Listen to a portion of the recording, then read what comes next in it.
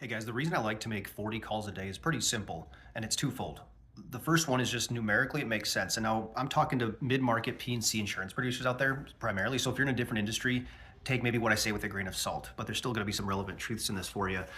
So for me, I kept track of my numbers. I've been doing this for 11 years, actually 14 years, but 11 as a P&C producer and not working as a marketing rep. So I kept stats every day for a full year and a half. And what I realized is that in order to have roughly 4 to 5 conversations a day, it took me about 40 calls to get there.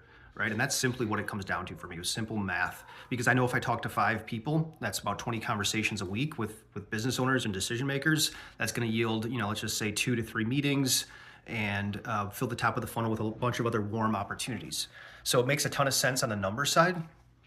And you're going to have to, again, look at your industry and what you're trying to do. Now, I get 2 pushbacks when I usually say this. One is like, hey, how do you make 40 calls a day? I don't have time. If you find yourself in that predicament, here's what I would invite you to do. Do a time audit over the next week or two. You don't have to do this forever. Kind of like calorie counting, right? Once you're more mindful of something, you're going to really see where you're over on or where you're wasting time. And so I would invite you to do this, because for me, it takes to do 40 calls a day, roughly 2 to 3 hours max. Now, you got to be organized. You got to have a list. You got to use a CRM. If you're doing that and have the right processes in place, again, it should only take you 2 to 3 hours. What does that mean? And this is part two. It leads to 5 hours, 4 hours, whatever, of free time, quote unquote. By free time, what I really mean is rest. I think rest is really critical.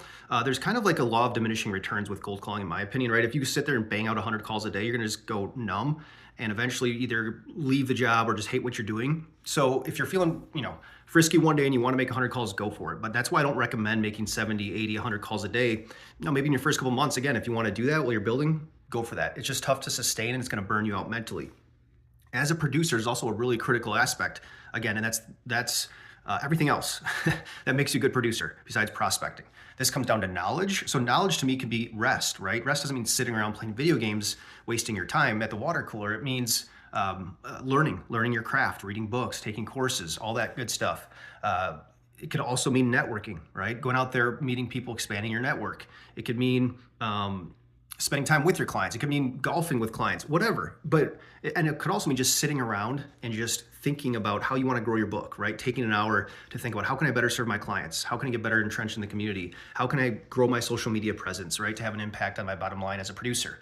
That's the key element. And so that's why I'm such a big fan of 40 calls a day, because I think it's perfect, right? You keep the top of funnel going, takes you 2 to 3 hours, but then you have the rest of the time to do all the other stuff that you need to do. So if you're a skeptic, give it a shot.